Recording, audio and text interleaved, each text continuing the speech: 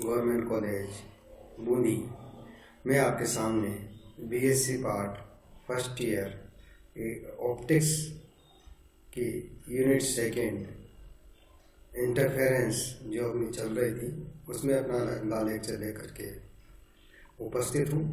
हमने फनाकार व्यतिकरण फिल्म और न्यूटन्स वलय के बारे में हमने जानकारी ली थी। न्यूटन्स वलय के बाद में हमारा अगला है माइकलसन व्यतिकरण मापी। ये भी एक प्रैक्टिकल्स भी है जो एमएससी में है, आपके बीएससी में भी बहुत सी जगह कराया जाता है। इस व्यतिकरण मापी में एक वर्णीय विस्तृत प्रकाश स्रोत से आने वाली समांतर प्रकाश किरण पुंज को 45 डिग्री कोण पर स्थित एक कांच की समतल प्लेट पर आपतित कराकर परावर्तित तथा अपवर्तित किरणों में विभाजित किया जाता है। ये दोनों किरणें एक दूसरे के लंबवत गमन करती है और इन्हें इनकी दिशा के लंबवत स्थित दर्पण से परावर्तित कराकर एक दूसरे पर अध्यारोपित कराया जाता है। इनके व्यतिकरण से उत्पन्न फ्रिंजों को दूरदर्शी द्वारा देखा जा सकता है। इसमें भी न्यूटन्स वलय की तरह एक समतल प्रकाश किरण पुंज जो है को 45 डिग्री पर समतल कांच की प्लेट पर परावर्तित तथा अपवर्तित किरणों में विभाजित किया जाता है और ये दोनों किरणें एक दूसरे के लंबवत गमन करती है और इनकी दिशा के लंबवत एक दर्पण है, उससे परावर्तित कराकर एक दूसरे पर अध्यारोपित कराया जाता है दोनों को, और व्यतिकरण फ्रिंजों को अपन देखते हैं जैसा कि ये डायग्राम है। इस डायग्राम में ये एक समतल कांच की प्लेट है, पट्टिका है, जिसको 45 डिग्री के कोण पर रखा जाता है। यहाँ पर दो मिरर है, M1 M2। इन दोनों के मध्य की दूरी D है। ये स्रोत है, विस्तृत स्रोत, ये लेंस है और ये टेलीस्कोप है जिससे कि हम इसको देखते हैं। तो इसमें यहां से प्रकाश इस पट्टिका पर डाला जाता है जिससे प्रकाश परावर्तित कुछ भाग तो पारगमित हो जाता है, कुछ भाग परावर्तित अपवर्तित होता है, कुछ भाग पारगमित हो जाता है, कुछ अपवर्तन होता है। तो ये किरण यहां से अपवर्तित होकर के ऊपर की ओर जाती है, फिर यहाँ पर मिरर है, फिर इस मिरर से वापस आती है और टेलीस्कोप में दिखाई देती है और फिर ये कुछ भाग बाहर निकल जाता है। इसको प्रतिकारी प्लेट भी बोलते हैं, सी को। तो इस उपकरण को देखते हैं तो इसमें एक वर्णीय विस्तृत प्रकाश स्रोत S एक उत्तल लेंस L के फोकस तल में स्थित होता है। लेंस से निर्गत समांतर किरण पुंज 45 डिग्री के कोण पर झुके एक समसमान प्रकाशीय समतल कांच की प्लेट P पर आपतित होता है। समान मोटाई, समान पदार्थ तथा प्रकाशीय समतल एक अन्य कांच की प्लेट C जो कि प्लेट P के समांतरित पारगमित किरणों के मार्ग पर रखी जाती है। इस प्लेट C को प्रतिकारी प्लेट भी कहते हैं। प्लेट C की ओर के प्लेट P के पृष्ठ को अर्धरजित ऑफ सिल्वर किया जाता है। प्लेट P से परावर्तित तथा पारगमित किरणें क्रमशः दर्पण M1 व M2 से लंबवत परावर्तित होती है। M1 तथा M2 समतल दर्पण एक दूसरे के लंबवत स्थित होते हैं। इन दर्पणों को आगे पीछे लगे पेच क्रमशः A व B के द्वारा ऊर्ध्वाधर व क्षैतिज तल में समायोजित किया जा सकता है। दर्पण M2 ये रहा और दर्पण M1 ये रहा।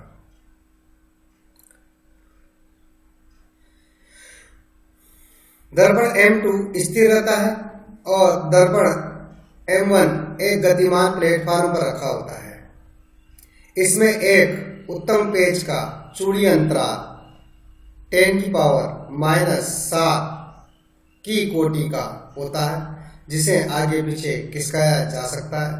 इस समायोजन से प्राप्त व्यतिकरण फ्रिंजों को दूरदर्शी द्वारा देखा जा सकता है। अब इसकी ये तो है उपकरण जो कि बना हुआ है। अब इसकी क्रियाविधि क्या होगी? एक विस्तृत प्रकाश स्रोत से आने वाले प्रकाश लेंस से अपवर्तन के पश्चात समांतर किरण पुंज के रूप में प्राप्त होता है।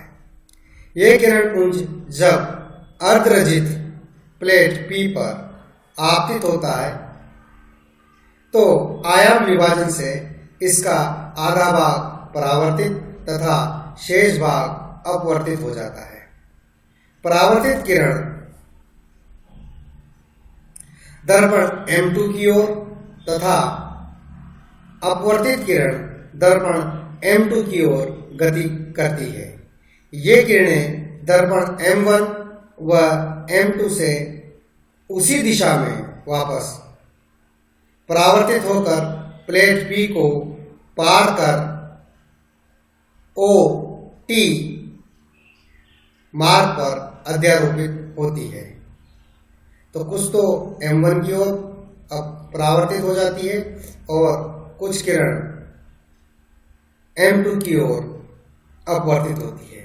तो इन दोनों दर्पणों से किरणें वापस परावर्तित होकर के उसी दिशा में ये वापस आ रही है, ये वापस आ रही है और OT दिशा में आपको अध्यारोपित होती हुई प्रतीत होती है। ये दोनों किरणें एक ही प्रकाश स्रोत से प्राप्त होती है, अतः ये कला संबद्ध होती है और अध्यारोपण के पश्चात ये व्यतिकरण फ्रिंजें उत्पन्न करती है, जिन्हें दूरदर्शी द्वारा देखा जा सकता है। अब प्रतिकारी प्लेट जो है C, इसका क्या कार्य है? प्लेट C की अनुपस्थिति में परावर्तित किरण प्लेट P में से होकर 2 बार गुजरती है। अगर ये अनुपस्थित है तो परावर्तित किरण एक तो ये गई, फिर वापस आई, फिर यूं आएगी। परावर्तित किरण यहां से परावर्तित किरण तो ये M1 वाली है, ये आई, ये गई, फिर वापस इधर आएगी। परावर्तित किरण प्लेट P से 2 बार गुजरती है, जबकि अपवर्तित किरण एक ही बार गुजरती है। ये अपवर्तित किरण इसके अनुपस्थिति में एक ही बार गुजरेगी, फिर वापस इधर आ जाएगी, मतलब इसमें से नहीं आएगी।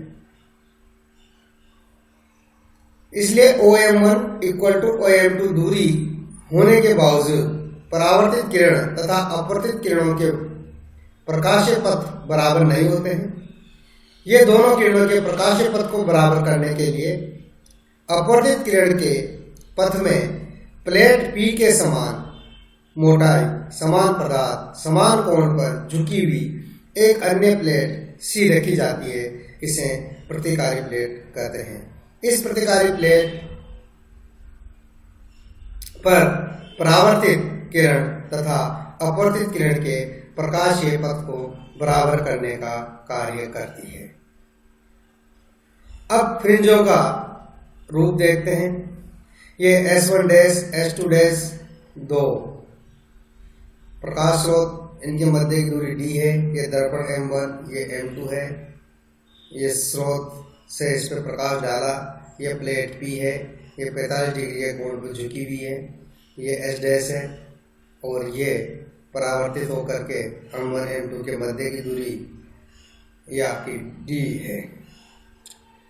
इस व्यतिकरण मापी में फ्रिंजों का रूप दर्पण M1 तथा M2 के मध्य झुकाव कोण पर निर्भर करता है, जिसे इस डायग्राम द्वारा समझा जा सकता है। माना प्लेट P के पृष्ठ O द्वारा निर्मित दर्पण M2 का दर्पण प्रतिबिंब M2 डैश है। इस प्रकार दूरदर्शी द्वारा दिखलाई पड़ने वाला व्यतिकरण प्रतिरूप दर्पण M1 तथा M2 डैश के बीच में बनी पतली वायु फिल्म से परावर्तित किरणों के द्वारा बना माना जा सकता है। इसलिए व्यतिकरण फ्रिंजों की आकृति दर्पण M1 व M2 डैश के बीच बनी वायु फिल्म की आकृति मतलब समान मोटाई, समान अनाकार पर निर्भर करती है। वर्ताकार फ्रिंजों की व्याख्या अपन कैसे करेंगे? दर्पण M1 व M2 परस्पर लंबवत होते हैं। दर्पण M1 तथा कांच की प्लेट P द्वारा दर्पण M2 के बने प्रतिबिंब M2 डैश के बीच समान मोटाई की काल्पनिक वायु फिल्म बनती है। यदि इस वायु फिल्म की मोटाई d है तो दर्पण M1 व ये भी M2 के से परावर्तन के पश्चात टेलीस्कोप T पर पहुंचने वाली प्रकाश किरणें स्रोत S के प्रतिबिंब S1 डैश व S2 डैश से समांतर आती हुई प्रतीत होती है। S1 डैश व S2 डैश के मध्य की दूरी 2d के बराबर होगी, जैसा चित्र में दिखाया गया है। यदि ये किरणें अभिलंब से थीटा कोण बनाती हुई समांतर आती हुई प्रतीत होती है तो उनके मध्य पथांतर 2d cos थीटा होगा। हम जानते हैं कि जब एक किरण सघन माध्यम से तथा दूसरी किरण विरल माध्यम से परावर्तित होती है तो उनके मध्य कला पाई या पथांतर λ/2 का अंतर आ जाता है। अतः दोनों किरणों के बीच प्रभावी पथांतर delta equal to 2d cos theta minus λ/2 होगा।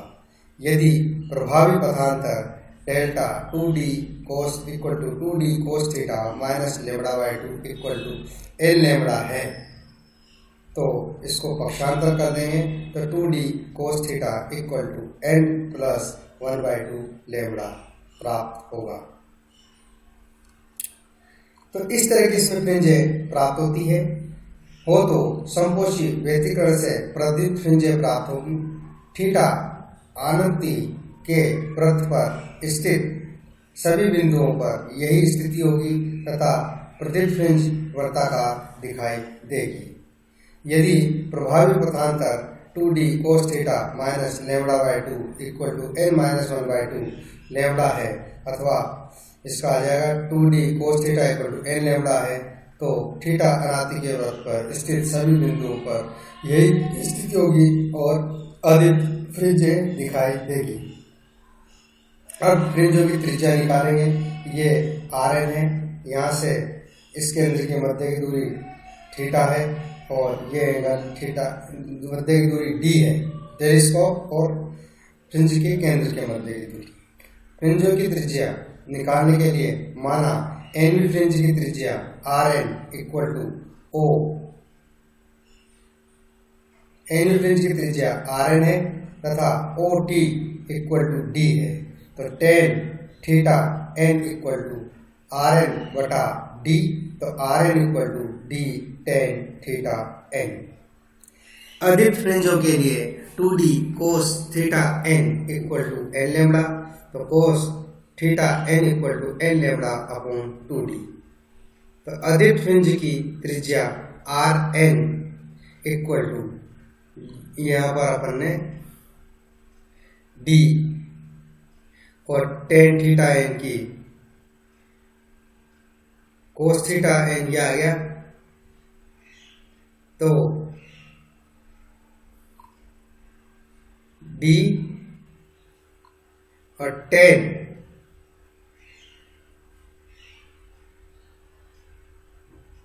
ये आपका आ गया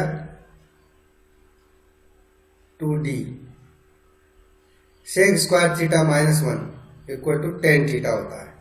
तो उस फॉर्मूले से ये आपके पास 4d square N square lambda square minus 1 हो जाएगा। 1 cos theta equal to sec theta, तो उससे आपके आर एन आ जाएगी। इसी प्रकार प्रदीप्त फ्रिंज के लिए R N equal to D 4d square N plus 1/2 square lambda square minus 1 होगा। उपरोक्त समीकरण 3 से स्पष्ट है कि एन में वृद्धि होने से फ्रिंज की त्रिज्या घटती है। केंद्रीय फ्रिंज के लिए theta equal to 0, R N बराबर 0 होने पर एन का मान अनंत होगा और ये फ्रिंज अदीप्त दिखाई देगी। अब सेकंड है स्थानीय फ्रिंजों की व्याख्या।